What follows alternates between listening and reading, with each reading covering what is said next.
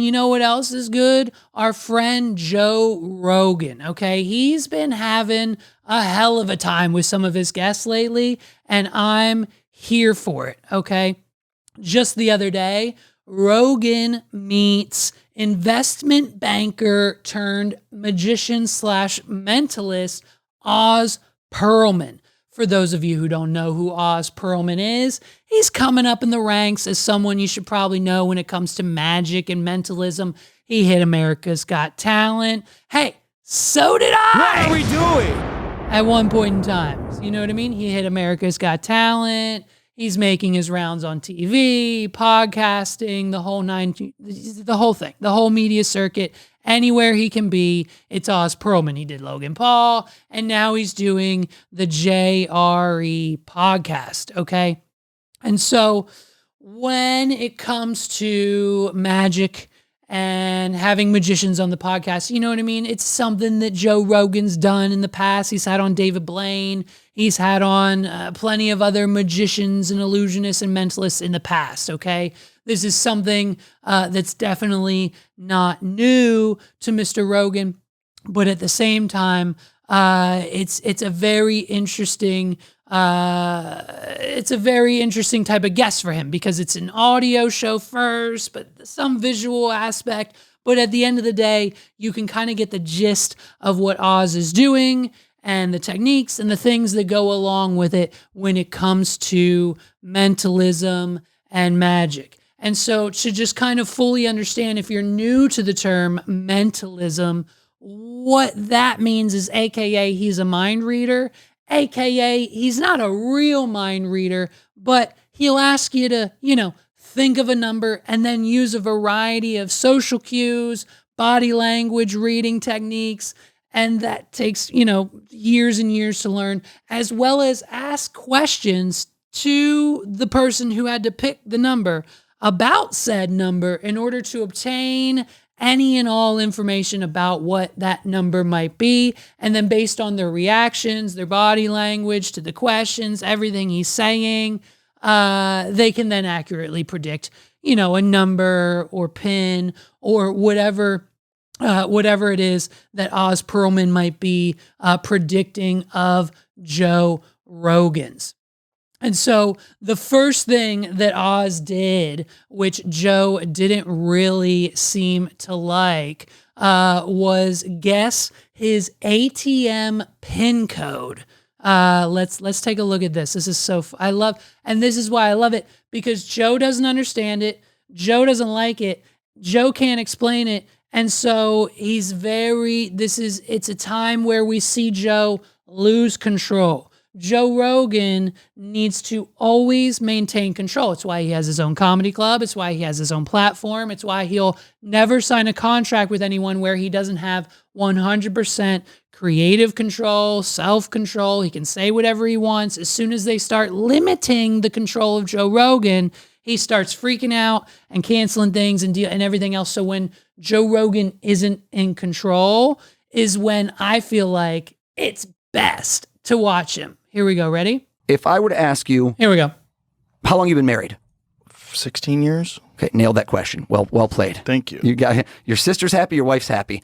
If I asked you, would your wife know your social security number? No. She doesn't know it. No. So is there any way in the world I could know your social security number? I don't think so. Right, you say I'm a stalker, who knows? Yeah, you could have got the information. Maybe. Online. Agreed. Yeah. I'm skeptical, you're skeptical. Well, especially someone famous. Yeah, fully. Plus you can't change that, so I'm not going to do that to you. Data dumps. Yeah. If I told you right now to make up a random number, I'd say, get out your calculator. I'd love that. And you add it up and you do a random number. Screw calculator. I want it to be spontaneous. Would your wife know your ATM PIN code? No? No. Lie to me. Do not tell me your real ATM PIN code. Okay. Obviously, unless you want to. Make up a fake 4-digit number off the top of your head, what feels to you utterly spontaneous. Okay. When I say go, 1, 2, 3, 4-digit code, random, go. Okay. Say it. 2020. 2020. Okay. Two things here. One, the year 2020 lives rent-free in Joe Rogan's head. He can't get it out. What are we doing? It is a time where he was alive. He had control. He was at his peak. 2020 was the year for Joe Rogan, so he will never let that shit go. Secondly, in pertaining to the mind reading or mentalism that you're about to see, this is technique of Oz Pearlman number 1. Spoiler alert, he can't actually read your thoughts, but he can ask you questions and read your body language in order to figure it out. So this is technique number 1. He said, Joe, give me a number that's not your PIN code, therefore statistically almost eliminating all of the numbers that Joe just said. So 2020, 20, 20, all of those numbers psychologically now, most likely, and we never really find out because it's Joe Rogan's PIN code, but at the end of the day, you can assume that the numbers 2 and or 20 aren't and or 0 are not a part of Joe Rogan's PIN code. Okay. So you ask me, how do I do what I do? Now, I'm going to write down 2020. Okay. It's weird, but statistically, men will lie bigger, women smaller. Men like to lie by saying things are bigger, right? No shocker. Okay. So I don't think, I would tell you right off the jump for me, that means that your first number, you don't have to say anything yet, I wrote 2020 is smaller. That's what most people do when they're rushed. If I had given you 5 minutes, you would have done this different. No, I wouldn't have. No, you would have. Why would I have?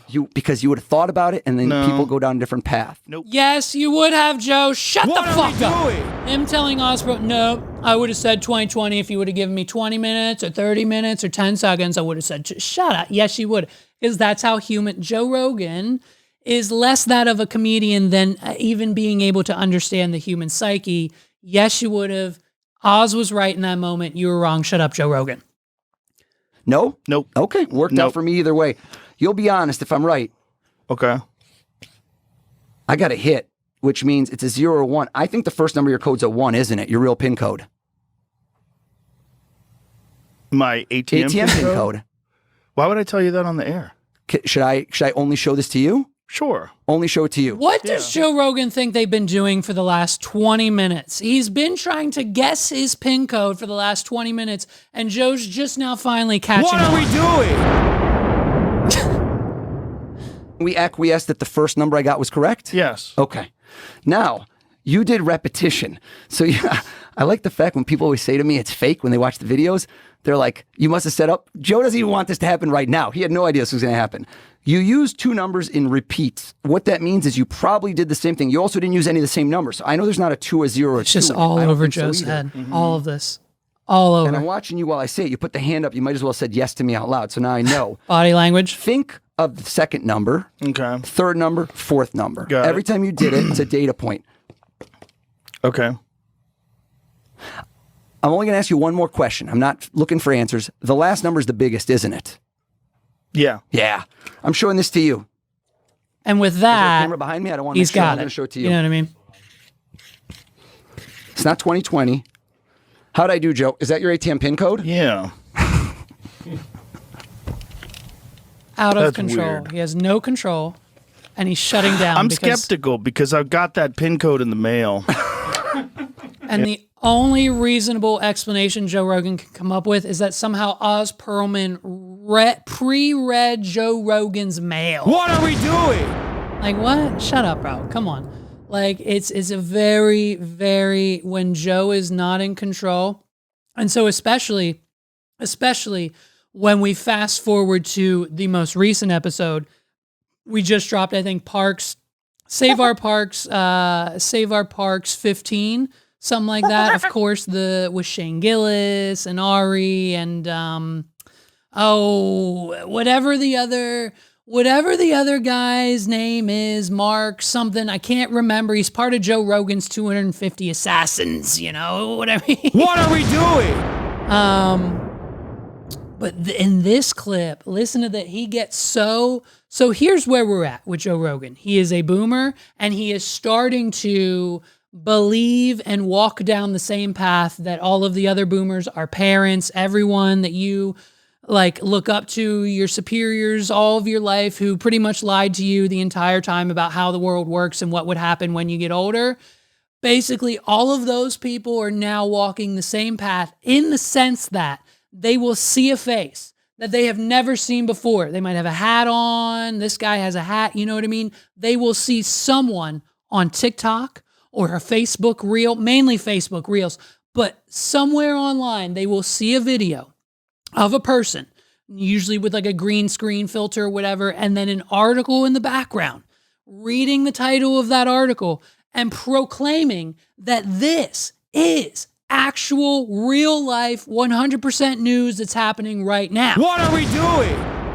And because we can sometimes emotionally relate to that article, this person, their voice, the way they look, what they're saying, we automatically now are in this 2025ification of fake news and TikTok spreading fake news. And as soon as someone hears this fake news, they make a TikTok about it. And now we're down a rabbit hole where there's hundreds and hundreds of people commenting and making videos about these fake news stories. Meg sends me fake news TikToks 24/7. So the fact now that Joe Rogan, the man with the biggest podcasting platform, or arguably the biggest media platform on the planet, that reaches the most ears and most eyeballs on a weekly basis, depending on what he's talking about or who his guest is now falling in line with every other boomer believing in fake news and every TikTok they see on social media. It doesn't matter who the user is. It doesn't matter where the articles came from. It doesn't matter if there are sources or not. If someone is on TikTok with a green screen filter, that, my friends, for this generation is good enough, and the news must be real. So much so that Joe Rogan snaps on young Jamie. Let's take a watch as young Jamie tries to be level with Mr. Joe Rogan in saying that, hey, this is a TikToker. None of this is verified. We don't know if what he's saying is true. And then Joe Rogan does the unthinkable and just snaps on Jamie. Listen to how he treats Jamie here, and how they'll most likely, after this episode, Jamie's getting a spanking for sure. What are we doing? The Joe Rogan Experience. Maybe it looks like a movie. What I sent Jamie yesterday, you want to get mad? Yeah. Let's get mad. Let's get mad. The LA Fire Fund, they had this big show, big fundraiser. They raised $100 million. contributed to that. Wait What, till it all you go to BLM? Wait till you find out where the money went. James Lee did a thing about it on Instagram. Yeah, and there's been articles written about it where people are like, where's the money? Hey, who's James Lee? What are we doing? A credible source? A credible news source? Like a guy from CNN or Fox News or just a verified TikTok account, Joe Rogan. And it's like, listen, we know this has been a thing for a while now. Most, not all, but most major nonprofits take only about 10 to 20% of the donations they receive and give them to the people or the cause that they actually say they're going to give them to, because the other 80 to 70% of the money earned needs to go towards salaries and overhead and the building they're all working out of and bills and internet and the money it costs to actually run and market and advertise and pay for a business that can get multi-millions, hundreds of millions of dollars in donations. It costs money to run. And so if they're giving away every single penny to every single person in need, they don't have money left to run the business, aka the business doesn't exist. And so we've known this about certain charities and nonprofits for a long time now. The most recent point, I think Ari brings it up in the background here, is BLM. The women organizers around the Black Lives Matter movement took in millions and millions and millions and millions of dollars of donations surrounding the riots and the George Floyd murder, unfortunately, RIP.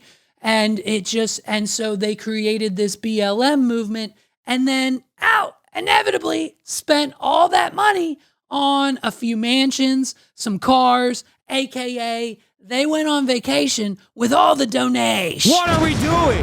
And so, you know what I mean? We can pretty much chalk that up to this organization who has now said that they raised $100 million, but actually $0 potentially might have went to the actual people of the LA forest fires. Listen to Jamie try to talk sense into Joe about this entire thing, and he just spits on this man. If I was you, I would Jamie has to be making so much money to the point where he can't leave this job. The way they distribute the money is so crazy. You're gonna read this and you're never gonna want to donate to charity again, because you find out what charities are really, what a lot of these non-profits are really about.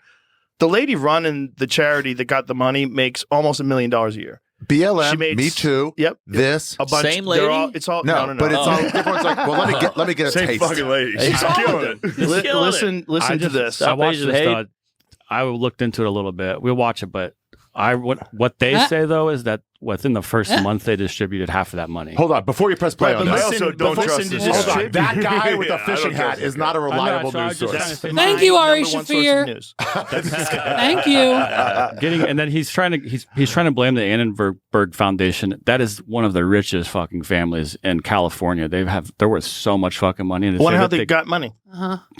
I mean, Fire Aid is giving Fire it doesn't matter. If like liberal ass Jamie, I'm you just fucking sort of- Ohio I'm State just- fan, liberal how ass. about just play the video? How about play the video and let everybody figure it out for themselves? Yeah, how about What are we doing? How about just play the video, Jamie? How about just play the video to the millions and millions and millions of people who come to this show?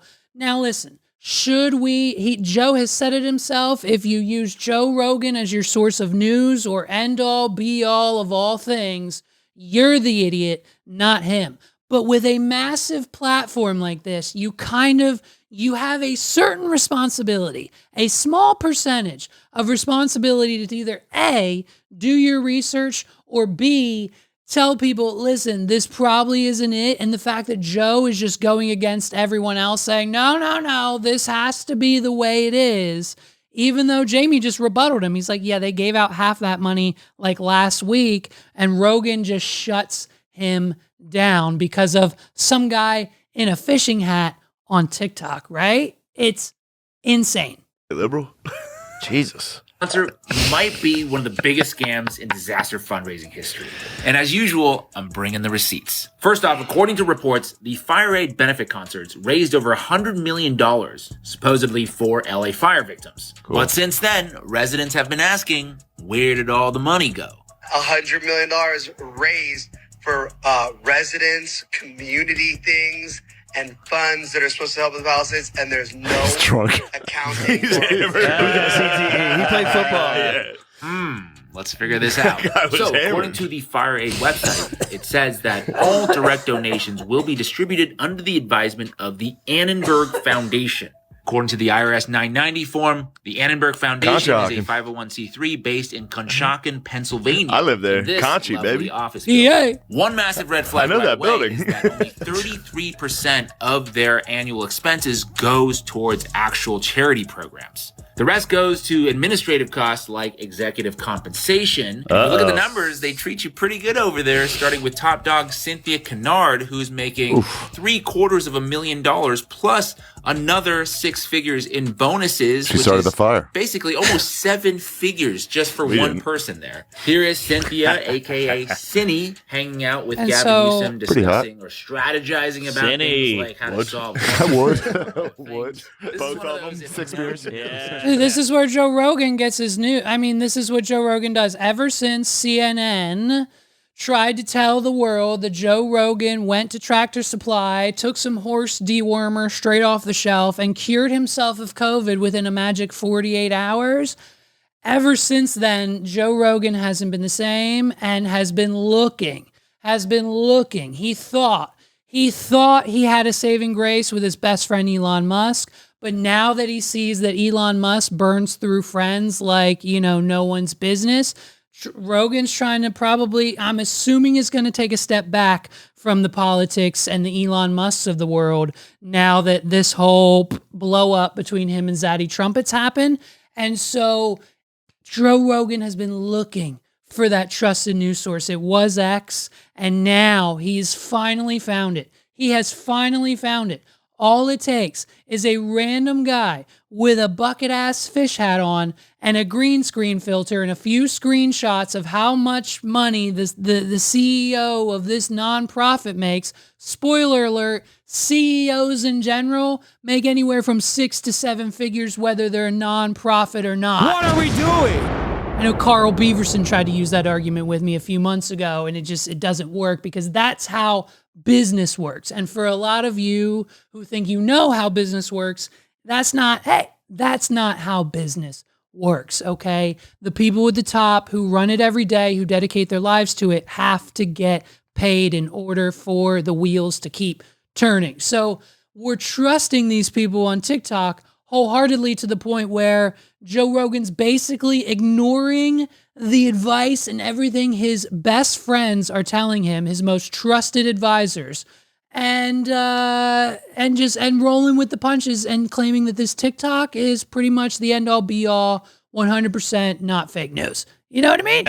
Anyway, just to give you a point of comparison with another nonprofit, Doctors Without Borders, they spend almost 90% of their money on actual programs versus less than 1% on administrative costs. Has nothing to do with LA fires. Have also been asking, where's the money? They found, quote, the Fire Aid website names only 3 Palisades organizations that receive grants, among almost 120 organizations listed as receiving. Couple Jew ones in there. You see who got the money? A couple Jew ones in there. Hold on, let me read it. Why'd you stop? Because he focused on the Palisades. Just play it. 120 Just play it. We'll Again, talk later. a second snap. Did you hear what he just said?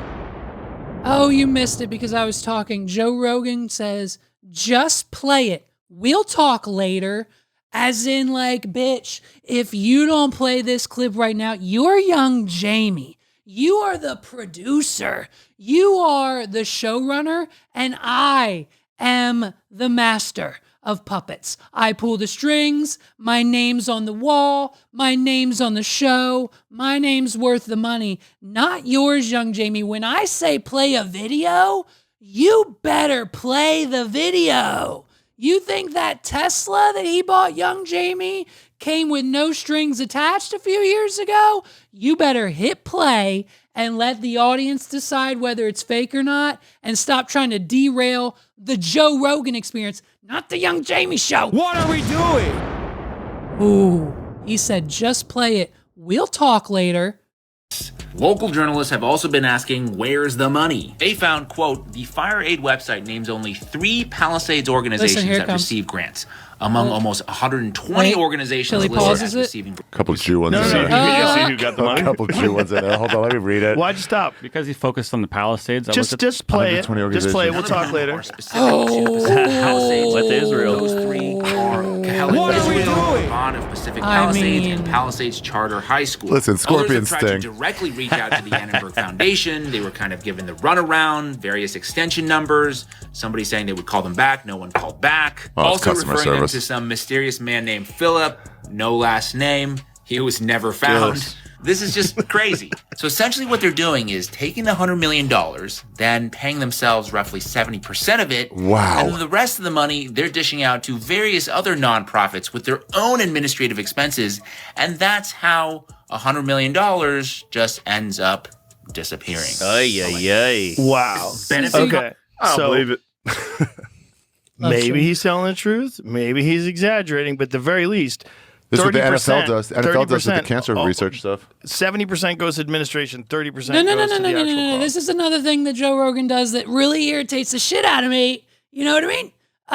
He does this thing where he just says, well, he just said he could be telling the truth or he could be lying, but 70% goes to them and 30% goes to other organizations. So Joe Rogan, within the next breath of him stating it could be a lie, it could be fact, could be, I don't know, maybe fake news, he's just verifying that at least for his own opinion, that he believes it's 100% real. NFL does. NFL does with the cancer research stuff. 70% goes to administration, 30% goes to the actual cause. These nonprofits. That's crazy. Yeah. They're for their that's own crazy. profit. And well, the it's just a insurance bailed on loophole. them, too. It's a loophole. But they they're- found a but- loophole to make a great living by being virtuous. And then they see a fire and they're like, sick, we're all getting raises.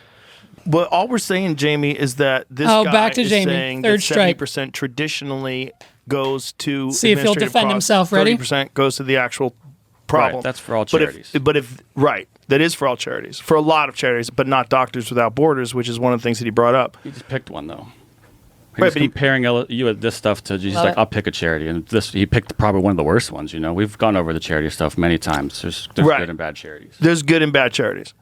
But the point is that this $100 million you're saying was distributed to a bunch of different places, not just Pacific Palisades. Looking into it, too, $100 million was a number that got used in advertising to make everything look big and look good. He's not even looking. He won't even give Jamie the respect. He won't even look at him. What are we doing? He has his back towards Jamie. Jamie's over here. He won't even look at him in this moment. He's just listening to him. Like what a piece of you know what I mean? Like probably I was trying to say too, assuming that it is $100 million, there's a bunch of companies and a bunch of like artists that said, oh, I'm going to pledge $1 million. I'm going to pledge $1 million. They never. And you have to go collect it all. You don't know if they all sent it in. Oh, you know how many times I pledged stuff? I pledged $1 million to Notre Dame's NIL. I haven't done one single. Did you do it by yourself? Yeah. Were you in your apartment? No, I was at the fucking championship game watching Ohio State win, and I was going, Notre Dame needs a D tackle. I'm going to give them $1 million. For real? Yeah. And then they were like, "Hey, you want to give us that $1 million?" I was like, "No." You can't get enough of Shane Gillis. What are we doing? If listen, it's the icing on the cake. If we have to sit here and listen to Joe Rogan just bash and spank like a baby live in front of they're all grown men, and Joe Rogan treats Jamie like he is this child who doesn't know anything about anything, and Daddy Rogan, Papa Rogan knows best.